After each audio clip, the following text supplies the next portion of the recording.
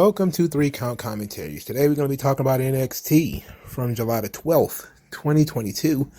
But first, news and notes. First note, Io Shirai has responded to literally Dave Meltzer saying that she's pretty much done with NXT by posting a vomit emoji. So apparently she doesn't think too highly of old Dave. So I'm not sure if he's going to apologize or not. But he tends to have some stick-with-itness. That's not even a word, probably. But he tends to stick with his ideas that if he says she's done, then I guess she's done. But some people believed it, some people don't. But she doesn't seem to be buying in.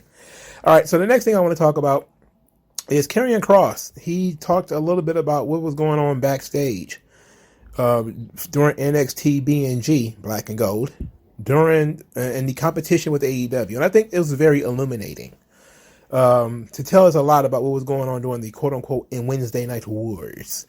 So he says, quote, on if there was a competition between NXT and AEW wrestlers, he says, quote, if there was little pockets of people that really thought that or felt that way, I wasn't really engaging with them. So then he follows up by saying that he kind of just focused on himself and trying to make his time on the show as best as possible. And he says, quote, I do know that there are some people who focus way too much on what other people are being paid and their quarterlies and what the demographics are and stuff like that. At the end of the day, I hate to say it, it's true though. As a wrestler, you can only be accountable for so much. So if you're going to concern yourself with the details that are completely out of your control, you're not going to enjoy this anymore. I've seen it. I've seen people drive themselves insane. He says, you don't write your own stuff. You do what you're told. You only have so many options for music. You only have so many options for your entrance. You don't control who's going over in the matches. The way people are reacting to the overall arc of this has very little to do with you. And you're stressing yourself out like you're the chairman of the company. It's like if you focus your energy on the things that you can control versus the things you can't, I think your work will come off better. That energy will be more enthusiastic. It'll be better. He says, I just see people dragging themselves over things that they're burning their own energy off in the wrong direction. That's not going to provide a healthy return. Just always been something that's been clear to me even before I got into wrestling. Just being careful what direction you're putting your energy into. You always want to make sure if you put your energy into something, you get a healthy return. That doesn't mean monetarily. It just means, do you feel good doing this? Are you going to feel good about it afterward? If not, why are you doing it? If you can't answer that question, don't do it. So this is a very interesting, very, very interesting piece of business, especially the piece where he says people put way too much focus on what other people are being paid, their quarterlies and demographics and stuff like that. I think that that's a pretty telltale sign right there, don't you think? That once NXT was going head-to-head with AEW, you probably did have some people, especially backstage at NXT, because they're in developmental, thinking about, hey, how much are we getting paid? Should we be getting paid more? Maybe they make more money over in AEW. Maybe did my quarter hour do well because it might, incentivize a raise? What were the demographics that were men up? And it's around the same time where AEW was talking about it. Because remember, this is around the time Jericho was doing the demo god stuff. I think maybe NXT had beaten them one time in the ratings the entire time, and then they started talking about the demo, and everybody was running around clap-trapping about the demo, and it was an interesting time. And to be backstage during that, I know that had to be frustrating. So I am interested in who these people were, but I think we probably know. I think we probably know, because I think it was probably the people who jumped ship to AEW, likely for more money and opportunities and stuff like that, because NXT was being positioned as developmental, even though it was still kind of a third brand. The whole idea behind it was developmental. It was still there to develop new talent, and they weren't paying a lot. It was probably better than what most people were making on the independents, by working fewer dates. Even though I know some people say, well, I make just as much now. I was like, yeah, but you work more dates now. Like you work more dates to make that money, to make the same money. But it's a very interesting thing to me that he wasn't really all that involved with the AEW stuff, but you start seeing that because AEW became the super indie that NXT was, but they were probably paying a little bit better, and they were probably doing a little bit better on TV, and they were initiating sort of the talk of who was winning in the ratings, that it did begin to affect people. Who knows? Maybe it affected the booking. I'm pretty sure it affected the booking style and who was going over and who was positioned where and when and all that stuff. No doubt, the amount of pressure NXT put on itself had an adverse effect, and you could tell. You could watch the show, and you could tell that they were putting a lot of pressure on themselves. A lot of people were saying NXT is trying to have takeovers every week. It's like, not really, but now they have 2 hours instead of 1 hour. So they have to put, and they're going up against direct competition. They're trying to do stuff to engage that audience and make that audience grow. So that was a lot of pressure, and it makes sense that as the backstage staff had a lot of pressure on them, that the wrestlers would take up some of that pressure, because a lot of them are competing against their friends, similar to the WCW, WWF days where, Hall and Nash and, Shawn and X-Pac, well, X-Pac was in WCW at the time, but you had Shawn and Hunter, rather. They were all friends on at the same time, You don't really get to watch your friends because you're competing and out there performing too. So, and you want to have at least that friendly competition between the two of you, but you're playing on a different team, and you have different players and you have different coaches and different expectations. And NXT had a different business model than AEW. So it came with different pressures.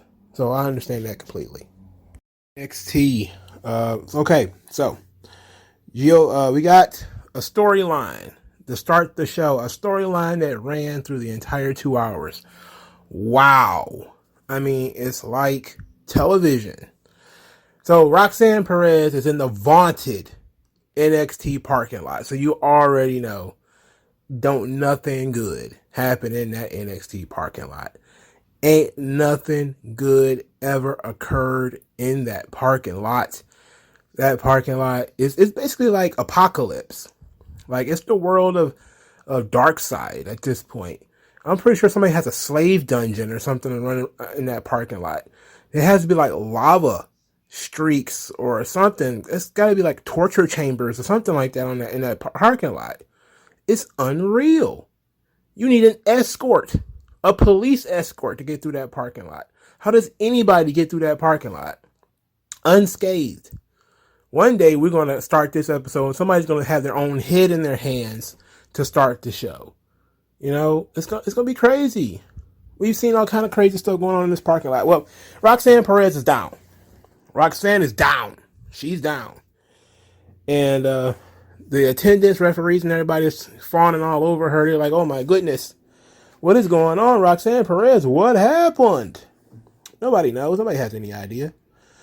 So, we have a bit of a conversation throughout the show about who done it, who done did it. So we get to backstage. Cora Jade is pacing. She's fuming. There's no updates on what's happened to Roxanne Perez.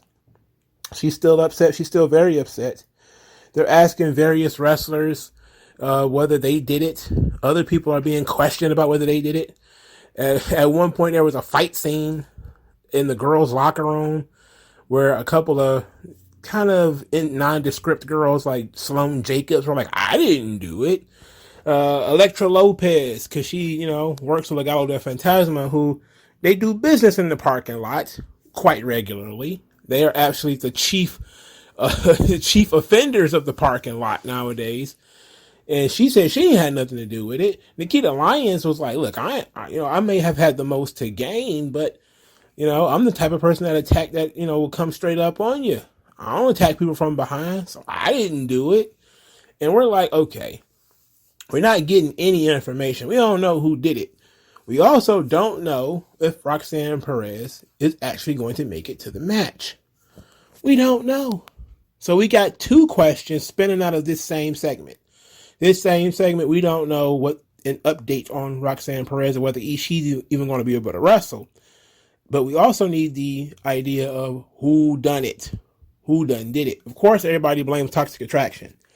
And Toxic Attraction, well, JC Jane of Toxic Attraction kind of pulls a bit of a Bobby Heenan, where she says, you know what? It was probably Cora Jade. Cora Jade probably did it. And everybody's like, come on. Ain't no Cora Jade did do it. But Mandy is feeling good. She said that Roxanne's about to get what she wanted, but she wasted her contract, because she's not going to be able to fulfill tonight. And then they said they should just hand those tag team championships back to us because, Roxanne's finished. Apparently, she's done. Done diggity done dada. It's over. So, we get the match main event. Roxanne Perez versus Mandy Rose. Now, the match starts with Mandy Rose in the ring. She says that nobody can keep up with her and Roxanne would have lost anyway. Cora Jade interrupts and said these people were promised a title match and I'm willing to step in and take her spot. Then Roxanne Perez comes out there with a referee. She assures Cora Jade that she's okay. And Roxanne gets in the ring and she puts forth a Herculean effort.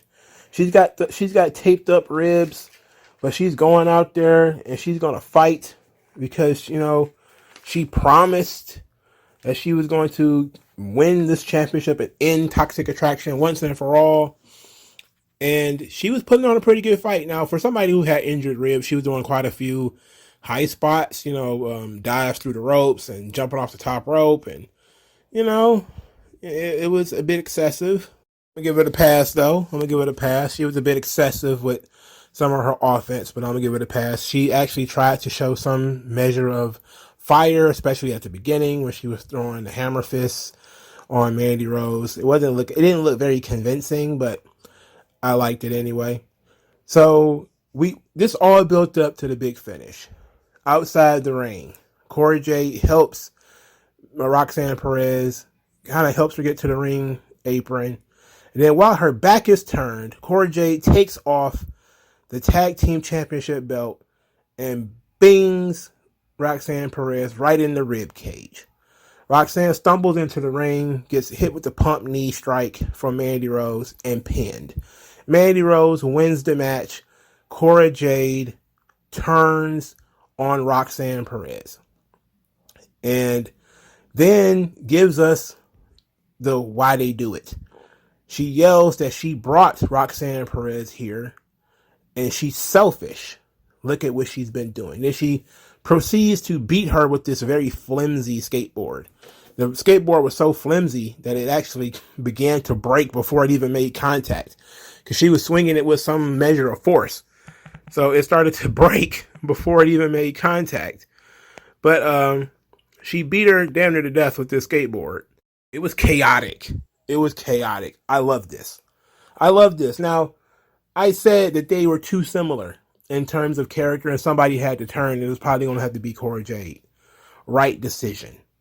Doing it 2 weeks after they win the tag team championships, or at least 1 week after they win the tag team championships, still right decision. Why? Because the whole point was you were not supposed to suspect that it was going to be Cora Jade. Because never has the tag team championships happened this way. I cannot think of anything. This is so original. We've seen tag team champions fight each other before. It's even happened between Eddie and Ray. It's happened before. But never has one tag team partner turn on another about a week after they won the titles. It's the wildest thing. And even though, so many people saw it coming, but people, of course, thought it was going to take a while. That Roxanne Perez was going to fight this match. She was going to put forth all of her effort, all of her heart, and she was going to lose. And then we find out maybe weeks down the line that it was Cora Jade who attacked her from behind. That's what they thought.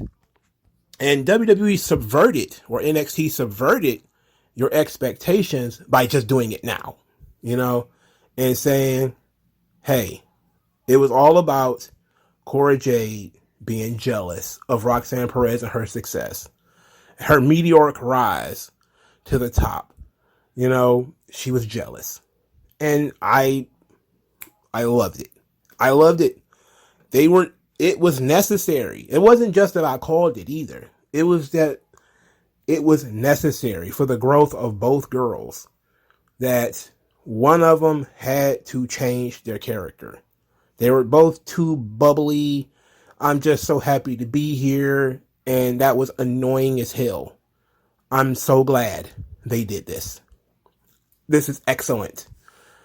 And, you know, maybe we still should get rid of that goddamn skateboard. We need to still got to get rid of that. But this also elevates Cora Jade. Now, and it also creates questions. For instance, are they still the tag team champions? You know, they can't team up, and Cora Jade has blasted Roxanne Perez with the belt.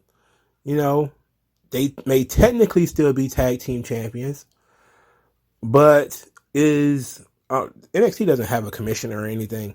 I was about to say William Regal because I'm thinking about NXT, but somebody's gonna have to step in and make a decision. You know, the last time tag team partners really got into it, usually they do some kind of stuff where they end up losing the belts and that's it. But maybe they pull a Shawn and Diesel where they formally dissolve the tag team, and in formally dissolving the tag team, the championships become vacant. Shawn and Diesel got into an argument. What was the Survivor Series in 95 or 94? It was before Diesel won the title. So maybe 95, because I think he won the title in late 95. And Shawn said he never wants to team with Diesel again, and because Diesel tried to get his hands on him. And they, you know, that's one of Shawn's many ways of dropping the title without getting beat.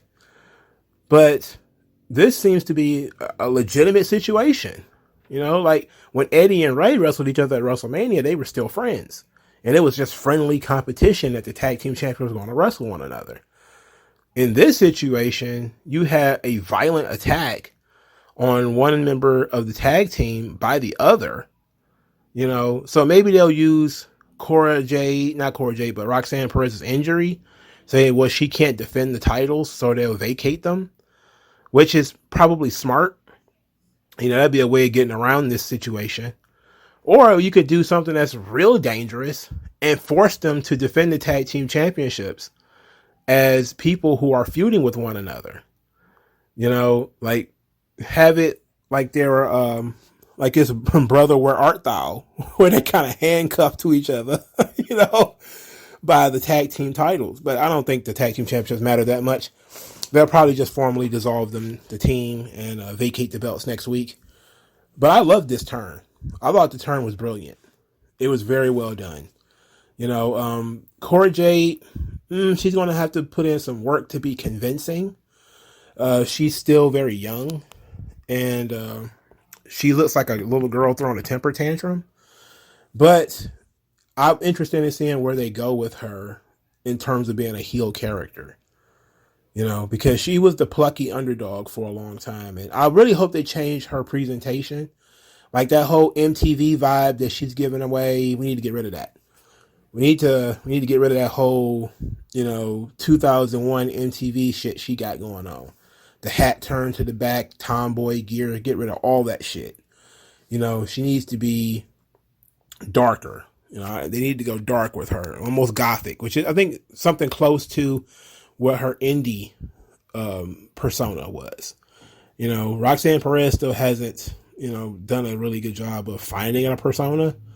So this seems more like a push for Cora Jade than Roxanne Perez, because Roxanne Perez doesn't have a gimmick. So hopefully they can gimmick up Cora Jade, the backstabber. But I thought it was a fantastic move. It was a great decision. For some people, it was a surprise. For other people, they kind of saw it coming, but they just didn't see it coming so soon. And I like that. I like that. I like the shock value of it. You know, why wait? You know, I know we could have done the whodunit for the next several weeks, but everybody would have known it was Cora Jade by week 2 anyway. You know, so I love it. It was awesome. It ruled. Okay, Giovanni Vinci wrestled Apollo Crews and won, which was a hell of a surprise because I didn't think Apollo Crews was coming to NXT to do any losses. Giovanni Vinci's entrance was hilarious. So he does the Vini Vidi Vici entrance, and he comes into the ring, and Wade Barrett and Vic Joseph are standing next to the ring in old WWF style as the two announcers that, like I was about to say Vanilla, Gorilla and Vince, or Gorilla and Bobby Heenan used to, where they would welcome everybody and they would stand next to the ring. And Giovanni Vici stucks his head in between the ropes and points at the camera, and Wade Barrett is prepared. So he puts on his model face, and Vic Joseph is looking over his shoulder like, what is this guy doing? And then you get the snapshot. So that was great. Giovanni Vici still looks like a Vienna sausage. He's just naked from the head to the waist. It's just like no body hair. I don't think he got eyebrows. I don't know what's going on with this guy. The match itself was fine. There was some awkwardness. Maybe, Apollo Crews got stunned and he was staggering a little bit. But they made up for it a little bit later, where Apollo Crews jumped off the top rope and Giovanni Vinci caught this man and hit him with a suplex. That was great. So the finish, outside the ring, Apollo Crews is he's kind of fired up. The referee's distracted because Giovanni Vinci has snatched a fan's phone and taken it into the ring. Then Zion Quinn jumps the barricade, blasts Apollo Crews with his forearm, which is his finish. I know it didn't look very over the top tough, but it is his finish. As far as I know, it's still the flying burrito. I know they're not supposed to call it the flying burrito, but it is what it is. Tito Santana rules. Apollo Crews gets in the ring, gets hit with the finish. Giovanni Vinci wins. So they're further into Zion Quinn, Apollo Crews feud. All right. Not thrilled by Apollo Crews losing his first match. His second match, but his first singles match. Not thrilled about that, but it's okay. I thought they were going to go ahead and beat Giovanni Vinci because, again, you got, maximum male models on SmackDown. They're doing the thing that he's doing, group-like objects, So Tiffany Stratton, she needed a manicure after that mess of a match with Wendy Chu last week. Then she says that Wendy Chu is obsessed with her, but she's focused on who's going to win the women's championship match later. So after her nails are done, she says, oh, this is great. And then she goes up to the cashier and says, well, it's not too bad. I'm going to spare you the bad review. She is very vain. I love Tiffany Stratton. This was kind of a pointless segment, though, because outside, it just basically told us, it was a recap of last week that Tiffany Stratton won that match. Did we really need to know that? Because if you watched the show, she won. Assume people watched the show. If you were going to do something with her and her nails or something like that, you could have at least shot an angle like maybe Wendy Chu is the woman doing her nails. That probably would have been called racism, though, because an Asian doing a white woman's nails. But that probably would have fit, or maybe Wendy Chu attacked her while she was in the nail salon or something like that. But whatever, we're stuck on stupid apparently. But I like Tiffany Stratton. I like her character. She's very annoying. She's obnoxious as hell. I love obnoxious heels. They're very good. Cameron Grimes, he comes to the ring because he's a sad dude. He's a sad guy. He says that he wish he had an excuse for losing, but he doesn't have one. And he learned that last week you can do everything right and still not good enough. He flubbed a little bit by saying that Braun Breaker was still the North American champion. Then he caught himself. And then the crowd kind of gave him they heckled him a little bit for it. And he said, well, I lost the North American title too, and that's still on my mind, which is a great catch. He did say he lost both of his titles. He lost his title match to Braun. He lost the North American titles. He says that he thought he was going to the moon, but apparently he's destined to be a failure. And as he's going through all this massive depression, JD McDonough interrupts. The guy's head is much bigger than his body. I don't understand it. I don't understand how he walks in a straight line. Like one of those little black boys that don't eat enough, but his head keeps growing and his body isn't.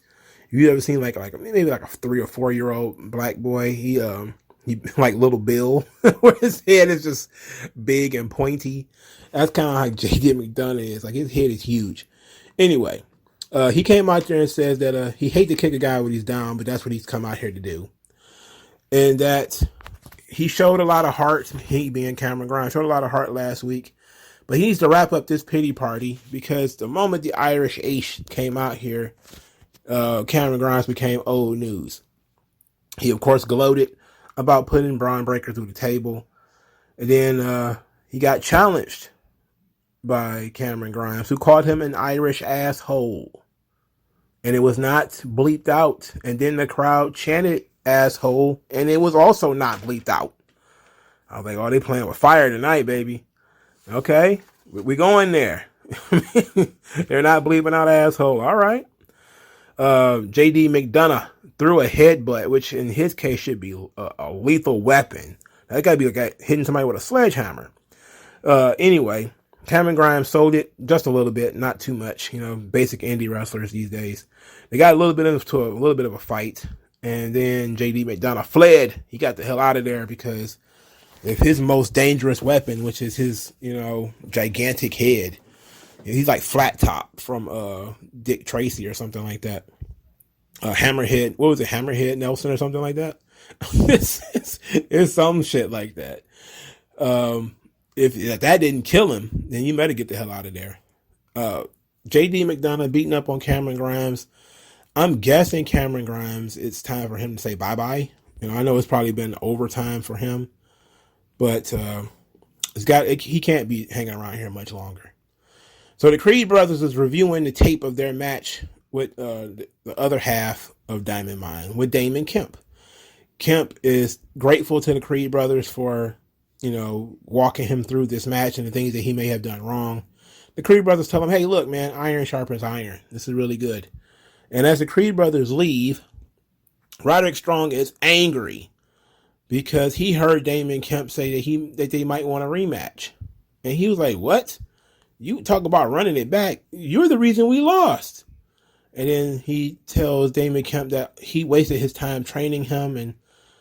And Damon Kemp is, rightfully surprised. He's quite like, huh? What? And Roderick Strong just threatened to kick his ass next week. So Roderick Strong is going to job his way on out the door. So he's going to go down to the bottom of the barrel because Damon Kemp is not good. Not right now. He has the potential to be good, but he's not good right now.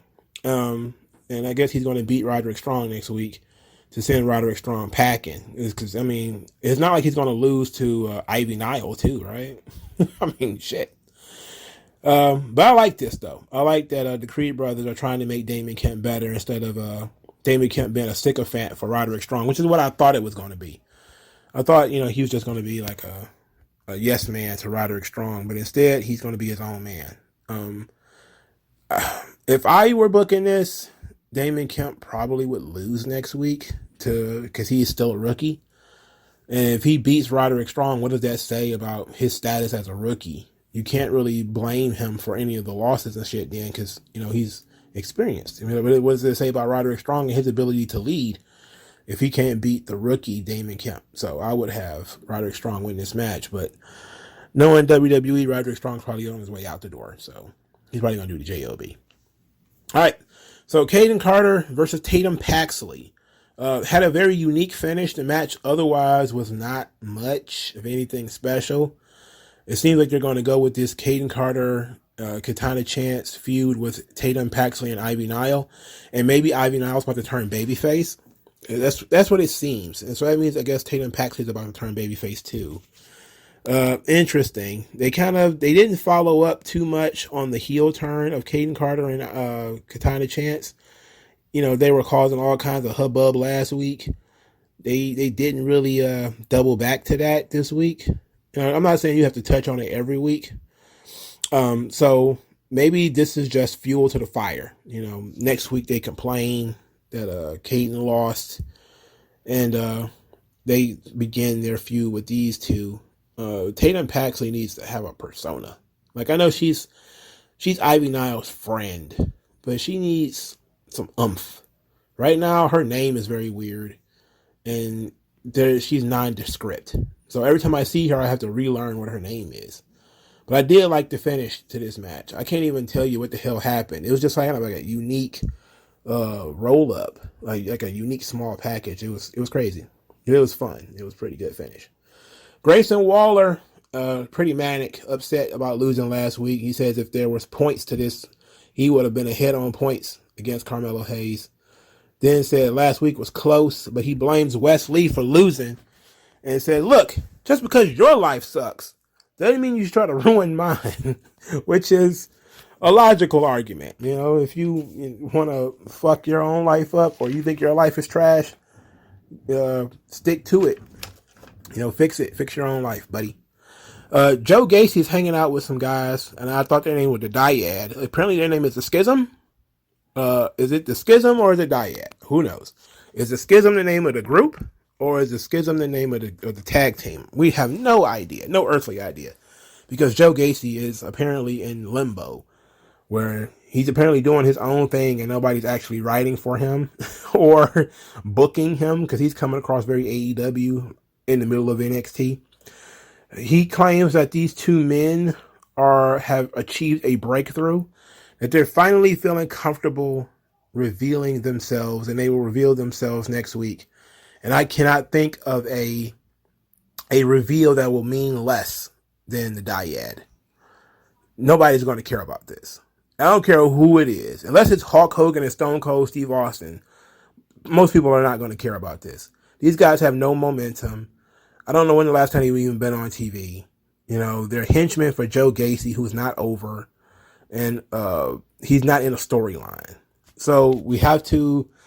This would mean so much more if they were in a storyline and it mattered, rather than, hey, I guess he's in a storyline. He's in a storyline with these guys, but he's not in a feud with other wrestlers that have heat, and these guys are, getting involved or something like that. So who really cares who they are? It's probably just, he did say in this promo that he doesn't want us to judge them or something to that effect. But I'm just guessing it's going to be Grizzly Young Veterans. That's just going to be my guess. But whatever. Sangha is apparently sugar-free, and he's hanging out with Yulisa Leon and Valentina Feroz. And they're happy and excited over his cannonball the previous week, where he got water all in Duke Hudson's ear. He got water in Duke Hudson's ear? Duke Hudson was very upset about this and ended up getting challenged to a match by Sangha. Sangha won that match via the choke slam. It was ugh. But this is a stupid reason for people to fight. Wrestling just cannot come up with good, compelling reasons for people to fight anymore. Now we've got, I want you to sign this petition, and you got water in me hair. Like, what? Dude, you were already in the pool. This is a stupid reason to fight. You were already in the pool. You were already wet. It's not like you were, in your Armani suit and I came through with, and splashed water all over you and ruined it or something like that. Not like spray ketchup all over you or something. It's silly that we would fight over, you spraying ketchup all over me, but at least you damaged some expensive property of mine. And yeah, I may want to fight you. That's a nigga moment. Seth freaking Rollins, he had him a nigga moment when he got sprayed with ketchup. It's minor in the grand scheme of things, but it's major when you consider how much he probably paid for that shirt. So now he's going to take that $200 or whatever out of his ass. But in this situation, this son of a bitch, dude, so he was already in the water. He was already wet. And he was mad Sangha got him more wet. This is dumb. This is a dumb reason to fight. These guys are never going to get over with this. It sucks. Briggs, speaking of sucks, Briggs, Jensen, and, Briggs and Jensen, god damn it, what the hell are their names? They're celebrating there in a bar, drinking beer, having fun. And they're in there with all their cowboy country bumpkin friends. And then here comes Pretty Deadly. I love Pretty Deadly. These dudes come in there being super obnoxious. And the one with the platinum blonde hair is wearing a pink bandana around his neck. I think the other one also is wearing pink somewhere. But they come in straight up like guys who don't fit, but they're playing stereotypes, so it's funny. They're great. They come in talking about the beautiful NXT championship shouldn't be in a dump like this. They called the bar a dump. They talked about the patrons. Briggs, of course, wanted to fight them right then and there. Everybody beat up on Pretty Deadly. That was the plan, at least. Then Fallon Henley jumped up on a table and said that she didn't want no fighting in the bar, and that she needed to take it to the ring, and they need to take it to the ring next week. Now, my first thought was like, why is she giving orders? Then I remember she owns the bar. Like, that's part of her character. And when she was introduced, her family owns the bar, so she can tell them to scram, skedaddle, get out of here. Which probably would have been a better use of her, is to tell them to Pretty Deadly to get the hell out of there. And Pretty Deadly coming onto their court and mocking them for being bumpkins is great. I love Pretty Deadly. You know, they're really good. It's going to really suck to watch them lose to Briggs and Jensen. Ugh. Why did I say that? Why y'all let me say that? Don't let me talk stupid. Don't let me do that. Robert Stone talked words because he's talking for Von Wagner. And despite the fact that they hired 2 people to talk for Von Wagner, they still have Von Wagner talk for himself. God damn. Von Wagner says that we're about to find out how tough Solo Sakoa is. I don't understand what Sophia Cromwell's, is she like Black Widow to Von Wagner's Incredible Hulk? Like, sun's getting real low. Sun's getting real low. Because she doesn't really do shit. She doesn't do anything, man. She just kind of stands there and looks pretty. So Solo Sakoa, he cut a promo, though. And he talked about all the crazy stuff Von Wagner has done to other opponents, like throwing them in the 3rd row or whatever. He said, do it to me. Try it on me. He had big Uso energy when it comes to this. It was a great promo. This kid's got something. He's got something. He got something going for him. Solo Sakoa and Von Wagner fought to a double count out because they would not stop fighting. The fighting never ended either. They fought backstage. They fought in the women's locker room. They fought outside. They got outside and was brawling. And the brawl outside, was real funny because they finally got separated. And Sophia Cromwell did her Black Widow son getting real low to Von Wagner, while Robert Stone was reading the riot act to Solo Sakoa, calling him all kinds of names, just talking tons of trash to him.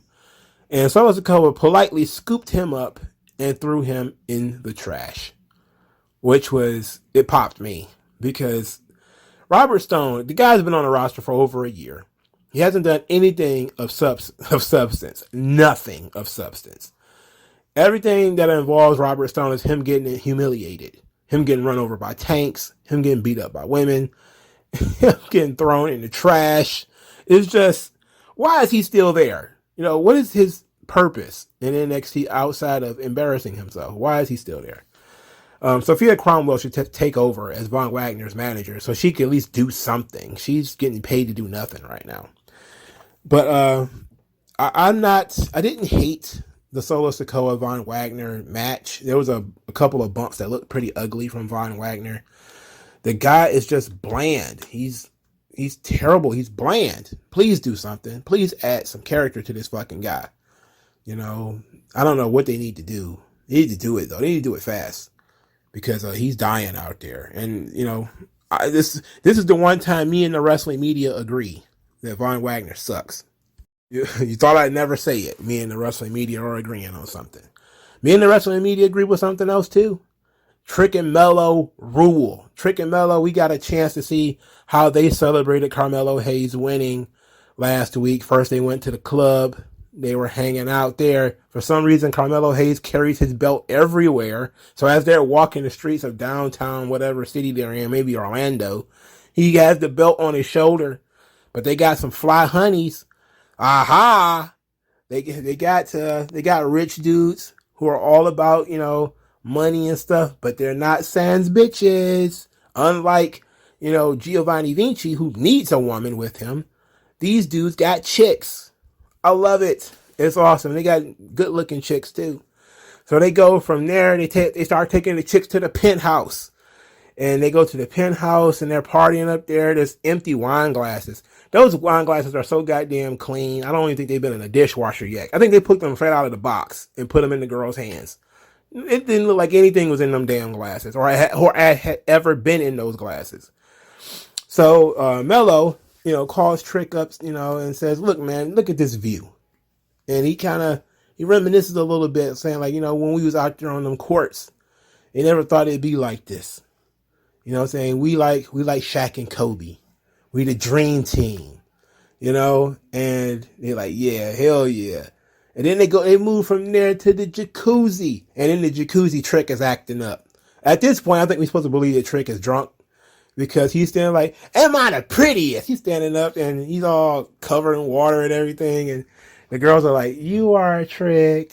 And it was great. Like, this was great. This was awesome. Like, we need more celebrations like this. It rules. It's actually very good. This is a fun segment. Adding that they are former basketball players kind of in their background makes a little bit of sense. Obviously, Carmelo Hayes' character is based, for starters, his name came from Carmelo Anthony, but also he did the All-Star thing last week where he had the colors and everything. So they're trying to incorporate basketball more into Carmelo Hayes' character. And okay, so we see that he's probably a former basketball player or something like that. And him and Trick used to be teammates or something. But they also had the storyline of them being homeboys from back in the day. And going from the bottom to we here now.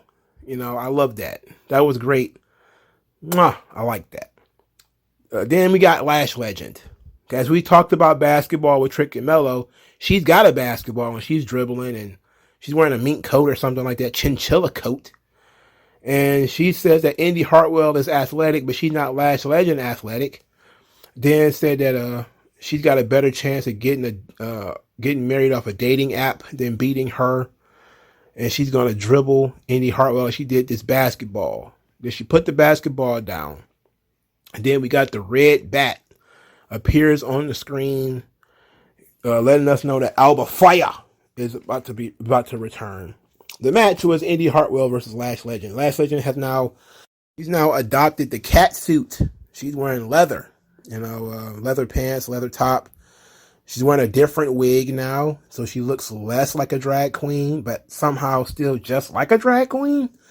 But she looks better now than she did before. She looks, more in line with a pro wrestler. And by adding the coats and the glasses and stuff like that, you added a little bit of glamour to her without it being over the top. I don't mind this presentation of Lash Legend. This is not bad. And I think she's in better shape than she was in, too. She seemed to be a little bit more slender than she was when she first started. She might actually be taking it seriously. She's starting to look, her body type is starting to mirror Bianca's a little bit. She's not as muscular as Bianca. And she might actually be taller. But she's getting there as far as putting everything together.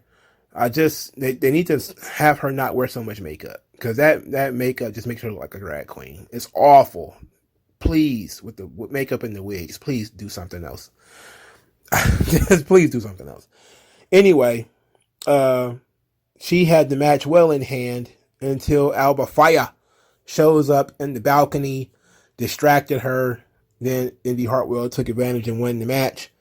After the match, Alba Fire appears with the baseball bat, and she's trying to beat Lash Legend's brains in, but Lash Legend flees. I'm like, okay, this is kind of repetitive, that, opponent pops up outside the ring, distracts you, you lose, and then your opponent chases you away. I think we did that 3 or 4 times on this show. It's too many times. Like, if you were going to do this with Zion Quinn, then we shouldn't have done it here. You don't just do the outside distraction shit again. we don't do it again. Nah. It's too many people, distractions from the outside. It's one thing WWE relies on too much. We're going to have somebody attack you from the outside or distract you from the outside. Either music is playing or lights are flickering or, something like that. Like, it all takes away from the finish, too. Because the big finish of the show is Cora Jade hitting Roxanne Perez in the back with the title belt. But people have been attacking and distracting folks all fucking night. It's like a lawless zone. NXT needs somebody to say, look, hey, no seconds. Nobody outside the ring, goddammit. Nobody going to ringside. Or at least if you're going to do something, do it in a creative way where, Alba Fire attacks Lash Legend during her entrance. So the match never gets started or something like that. Just, we got to stop doing it the same way we've been doing it. Where, you pop up in an unexpected place, even though you're perfectly expected to be there. You're distracted, and your distraction causes a roll up or a finish or something. That we got to stop. We got to do better than that. It's quite lazy now. All right. Chase U is in London, and Chase U prides itself in exposing its students to new experiences.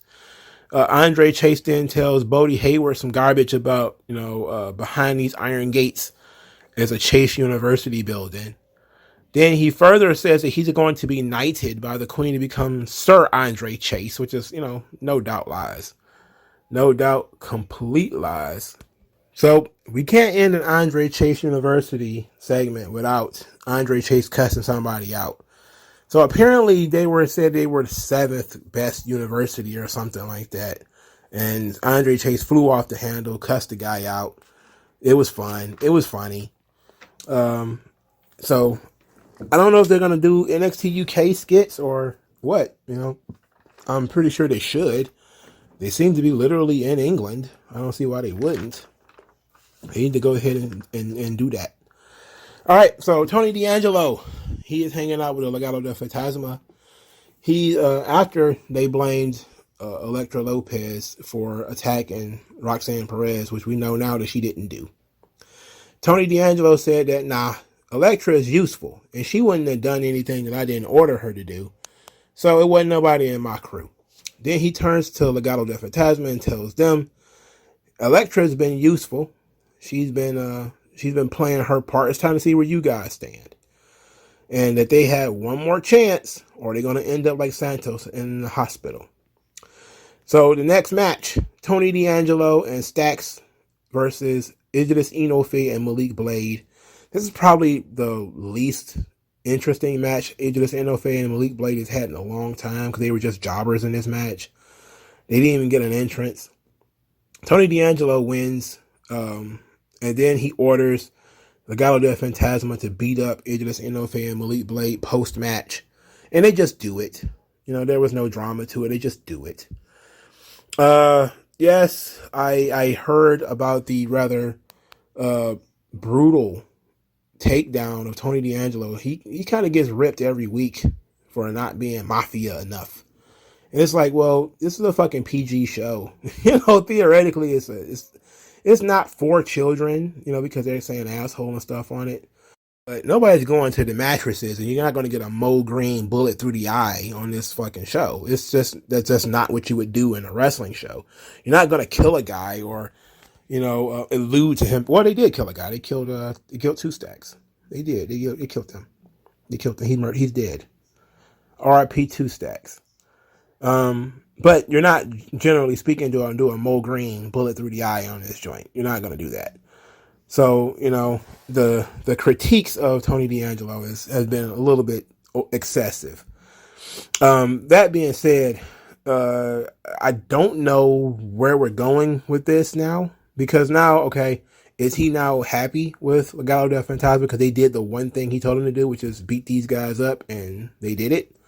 It's like, why didn't Elektra Lopez have to beat anybody up? I don't know. Does it matter? No, not really, I guess. But I generally like this. I'm just trying to see what the end game is. Like, does Santos Escobar make a huge return and do what? Beat up Tony D'Angelo? Beat up his boss? Like, what is that going to lead to? Is that even an option? We don't know. All right, so we get a new vignette for a hero, a superhero.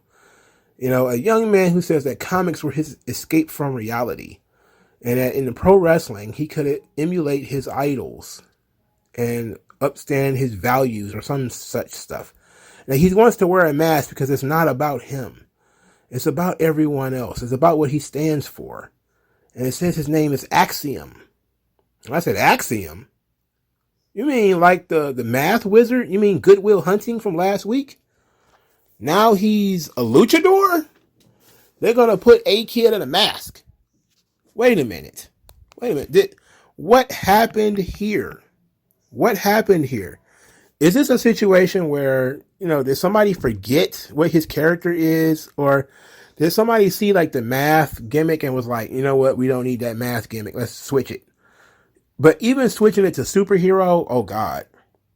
WWE does not have a good record with superheroes. I mean, look at fucking Nikki Ash currently doing a superhero gimmick and failing miserably, failing horribly. So I'm not thrilled with this whole Axiom thing. But maybe they're going to tell a story where Axiom is both characters, where he is both math nerd and superhero, where the math nerd is his Bruce Wayne identity, where, you know, when he's not superheroing, he's doing math stuff. Saray is also doing sort of a superhero, even though it's kind of a magical girl, Japanese kind of thing. People are flipping out already because a kid is going to have to wear a mask. I think that it's probably the best thing for him because sometimes these things, people are better when you put masks on them, especially smaller wrestlers. There are people, he speaks perfect English. So the difficulty is going to be in his body language and can he be able to tell stories while wearing a mask?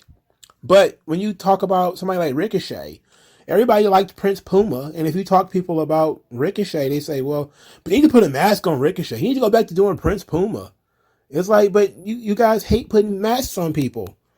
Like, it's very weird, like, why people decide to get upset. It's like we haven't even seen a kid do his mask gimmick yet. I'm not thrilled with how it looks. It looks too much like the Warrior Wrestling logo. If you've never seen it, it's kind of like a Spartan kind of thing. With the mask look kind of weird. They need to do something more with the mask, I think. It's kind of plain. They need to freak it out a little bit. But I don't hate it. I don't hate the idea. I hate the superhero thing. If he'd just been brought in as a guy in a mask, that would have been great. But, you know, the superhero, I don't know, man. That's gonna flop. I'm not so thrilled about the superhero concept. Not too excited about that. But overall in all, this is a solid episode of NXT. There was some stuff in here, of course, I complained about. Some repetition in the booking, which we could have fixed by, you know, having an editor that pays attention. Unnecessary scene, like, you know, Tiffany Stratton, her doing her thing. But because it didn't further a storyline. It didn't really further her character much either. It kind of did, but we could have done that without that segment, even though it wasn't very long. Great heel turn. You got a pretty good return from Alba Fire. New look, new presentation for Lash Legend. So, you know, a new feud for Cameron Grimes and JD McDonough. That could be interesting. You know, some good promos. I don't really have a problem here. Yes, there was some soft moments in here, like the Sangha and Duke Hudson stuff, which I did not like and didn't see a purpose to it. But overall, it was a solid show. But what did you guys think? Like, share, subscribe. Thank you guys for your time. I'll talk to you guys later, man. Peace out.